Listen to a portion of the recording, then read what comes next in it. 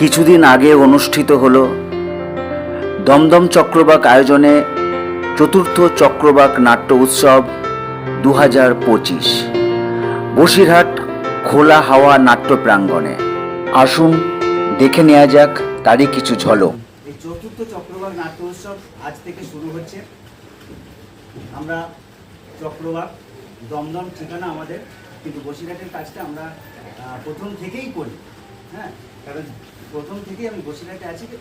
আর আমাদের আর একটা প্রচেষ্টা যেটা আপনারা দেখতে পাচ্ছেন, যে থিয়েটারের হল কলকাতায় বা বসিরহাটে কী অবস্থায় আছে সেটা আমরা খুব ভালো বেশি উপলব্ধি করি। সবসময় কোথাও একটা ফাঁকা উপলব্ধি করি। ওই জন্য আমি একটা চেষ্টা করেছি যে যাতে সবাই এসে আমরা এখানে কাজটা করতে পারি, যে কোনো রকমভাবে সাহায্য করার দরকার হলে যে কোনো রকমভাবে সাহায্য বা এই জায়গাটা করা রইল, সবার জন্যই করা রইল।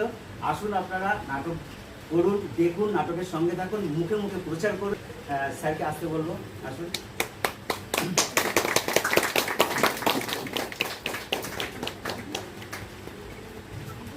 স্যারের আমার আমি কিছু সবাই কত কম বেশি জানেন স্যারের সম্পর্কে। তো আমি ভীষণভাবে আনন্দিত যে স্যার আমার ডাকে সাড়া দিয়েছেন, এসছেন। হ্যাঁ, আর আমাদের মধ্যে আছেন অরবিন্দদা। আসুন। মহুয়া নাট্য সংস্থা দীর্ঘদিন ধরে এখানে বসিরহাটে নাট্যচর্চা চালু করে যাচ্ছে।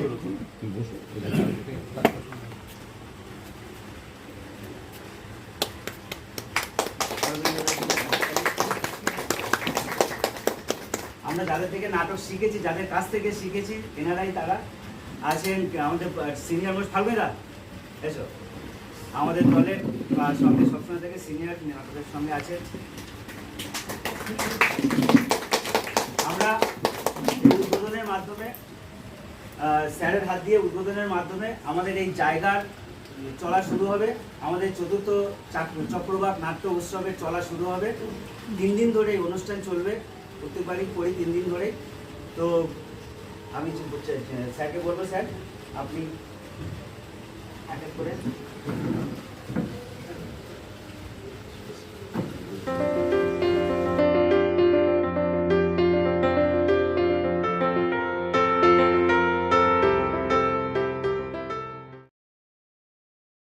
মেয়েটার মাকে পেটাতো এবং কখনো কখনো মেয়েটাকেও পেটাতো।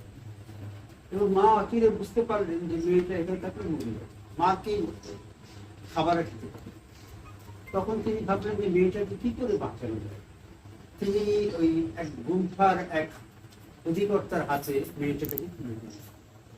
যে গুম্ফাতে যে বলেন যে আপনারা এই মেয়েটাকে একটু দেখবেন, ওখানে তো বৌদ্ধ গুম্ফা আছে, প্রচুর, মেয়েটাকে দিয়ে আসে।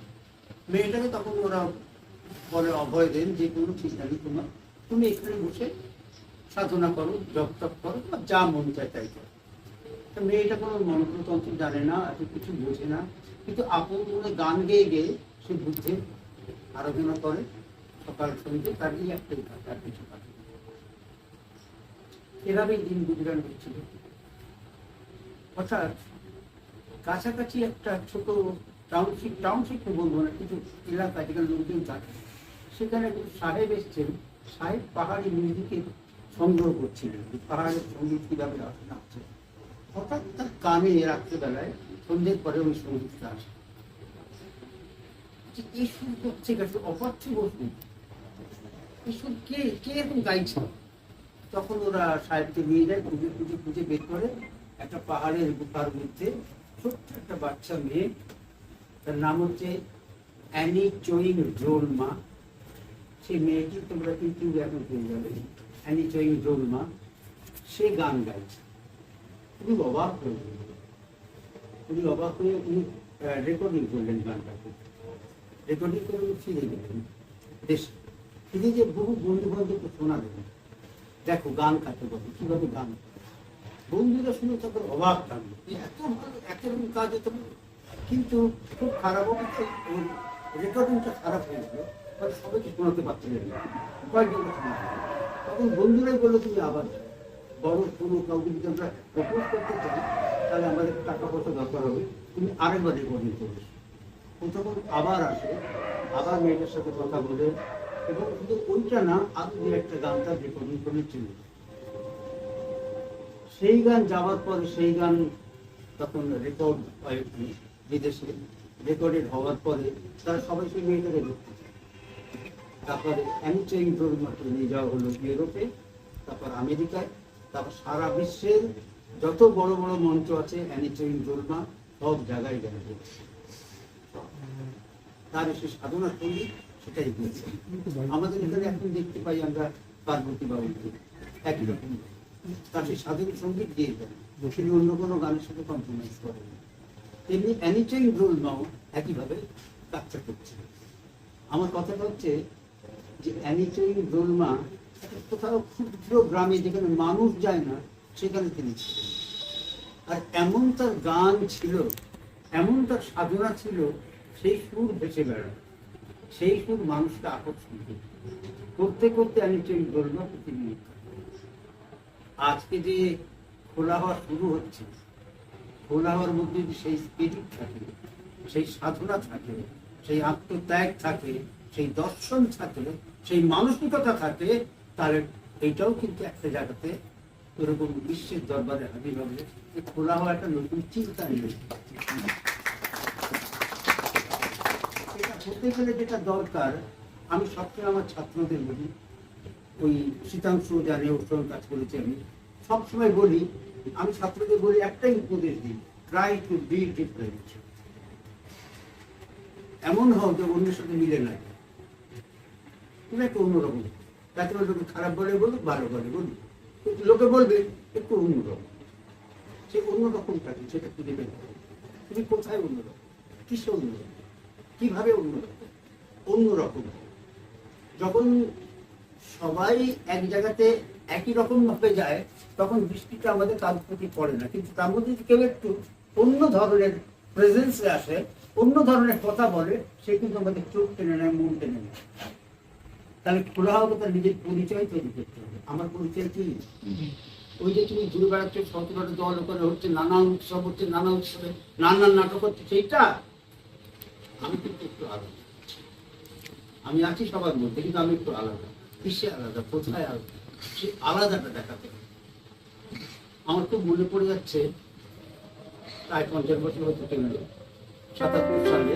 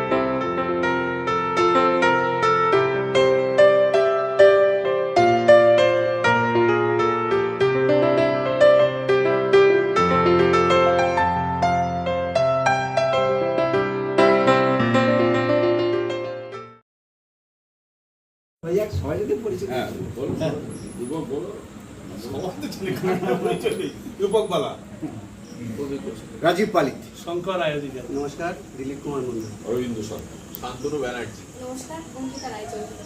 অনেক অনেক ধন্যবাদ। ও আমাদের সঙ্গে থাকে, পাশে থাকবেন আশা করি। স্যার আসুন,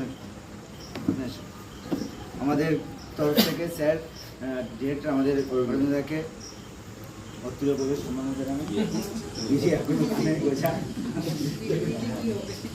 এইভাবে একটা কথা বলেনি, আমরা সঞ্জয়ের কাছে হেরে গেলাম, এরকম সাহস দেখানো অভিজ্ঞতা না, সঞ্জয় আমরা হেরে গেছি, হেরে গেছি, এরকম দুঃসাহস আমরা দেখাতে পারি, আমরা হেরে গেছি।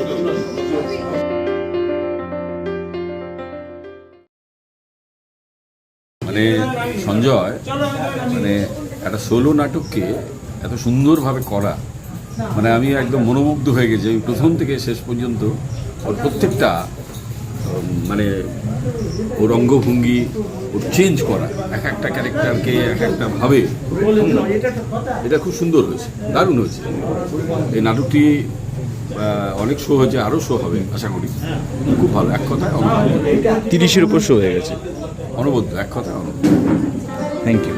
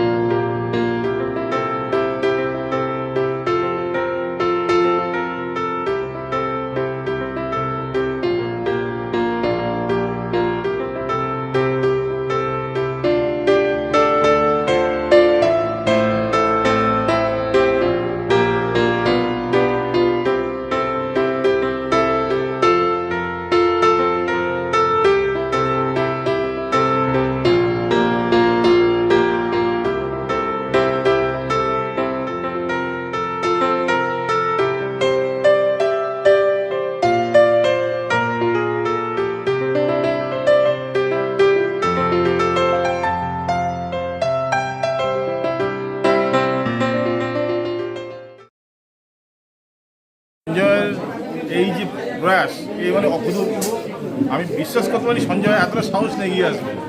ওকে যথেষ্ট ধন্যবাদ। আমার থেকে অনেক জুনিয়র, নাটকের জুনিয়র, বয়সের জুনিয়র, কিন্তু আমার থেকে অনেক উপরে উঠে গেছে ও নাটকের জগতে। অশেষ ধন্যবাদ সঞ্জয়কে, অশেষ কী করে উৎসাহ দেই, এবং যখনই সঞ্জয় আমাকে ডাকবে অবশ্যই পাবে। আর আজকের প্রোডাকশান, মাংস, সত্যি একটা সুন্দর গল্প পেয়েছি।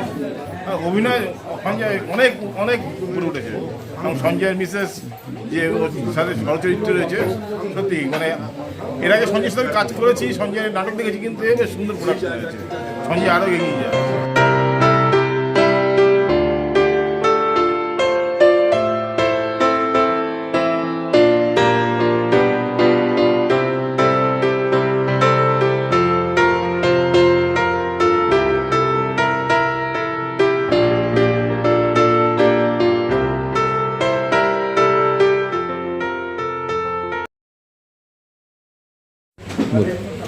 নমস্কার, আমি মুকুন্দ চক্রবর্তী, বসিরহাট কিংসুক আমাদের দল। ভীষণ ভালো লাগলো চক্রবাক দমদম, এদের এই যে নিজস্ব একটা স্পেস তৈরি করা, এটা মাত্র 6 বছর যে দলটার বয়স, তারা নিজস্ব এরকম একটা স্পেস তৈরি করে ফেলেছে। এটা ভীষণ ভালো লাগছে। আমি নিজে যেহেতু থিয়েটার করি, আমি এবং আমাদের দলের পক্ষ থেকে সবাইকে আমি বলবো যে দমদম চক্রবাক যেটা করেছে সেটা তাদের ভীষণ সাধুবাদ জানানো উচিত। চক্রবাক এগিয়ে যাক, আমরা বসিরহাট কিংসুক অবশ্যই সাথে আছি। থিয়েটারের উন্নতি মানে আমাদের উন্নতি, আমাদের উন্নতি মানে থিয়েটারের উন্নতি। থিয়েটার মানে একটা পরিবার, সারা বিশ্বের থিয়েটার যারা করে প্রত্যেকে আমাদের আত্মীয়। আমরা সবাই ভালো থাকবো, সবাই উন্নতি করব, এই আশা রাখি। এই সঞ্জয়ের যে স্পেস তৈরি করেছে চক্রবাক, চক্রবাকের এই স্পেসে প্রথম এলাম, খুব ভালো লেগেছে। কারণ এইরকম একটি প্রয়োজন ছিল বসিরহাটে। বসিরহাটে বড় বড় দুটো জায়গা আছে, কিন্তু এই ধরনের স্পেস ছিল না। এই স্পেসটা করার জন্য প্রথমেই দমদম চক্রবাক বা বসিরহাট চক্রবাক এদেরকে অভিনন্দন জানাই। আমাদের বসিরহাট মহকুমা নাট্য সমন্বয়ের মধ্যে চক্রবাক আছে। আর যে প্রযোজনাগুলো আজকে দেখলাম, প্রতিটি প্রযোজনাই মনে দাগ কাটার মতো, এবং এক একটি নাটক এক এক রকম। তা সত্ত্বেও এটা বলতে হয় প্রচেষ্টা অসাধারণ। এবং শেষে দেখলাম তারাপদ আমাদের মুগ্ধ করেছে। মুকুন্দদা আমাদের আমরা অমলকান্তি নাট্য দলেও নির্দেশনার কাজ করেন। মুকুন্দদার কাজ আরও এগিয়ে যাক, সেই সাথে চক্রবাক এবং সঞ্জয় আরও উন্নতি করুক। আমরা বসিরহাট মহকুমা নাট্য সমন্বয় চক্রবাকের পাশে আছি। আমরা অমলকান্তিও চক্রবাকের পাশে থাকবে। আগামী দিনে আবার দেখা হবে। নমস্কার। কমলদা যেভাবে আমাদের কাছে হাত বাড়িয়ে দিয়েছেন, আমরা তার জন্য ভীষণ ভীষণ কৃতজ্ঞ সবার কাছে এবং কমলদার কাছে। অবশ্যই সবার জন্য একটা হাত।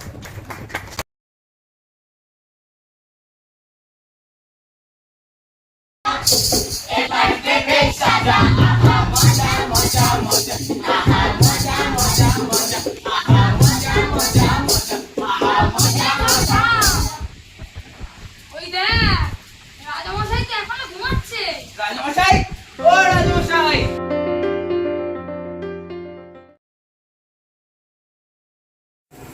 বলুন।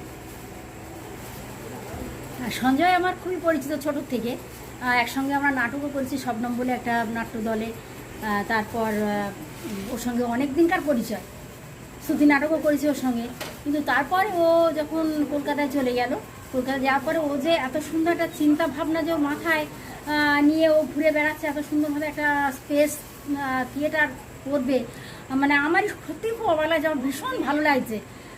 আর নিজের বাড়িটাকে যে এত সুন্দর করে একটা কাজে লাগালো, মানে ফেলে রেখে, অনেকেই তো বাড়ি রেখে সব চলে যাচ্ছে বিভিন্ন জায়গায়, বাড়ি বিক্রি হয়েছে, কিন্তু ওর যে এই এত সুন্দর একটা প্রচেষ্টা, এত সুন্দর একটা স্পেস তৈরি করতে, ভবিষ্যতে আরও ভালো হবে। মানে আমি সত্যি খুব অভিভূত, খুব ভালো লেগেছে আমার যে ওর মতো ছেলে, একটা বাচ্চা ছেলে, এত সুন্দর একটা পরিকল্পনা, মানে এত সুন্দর ওর একটা মন, ও আরও এগিয়ে যাক, আরও ভালো জায়গায় পৌঁছোক।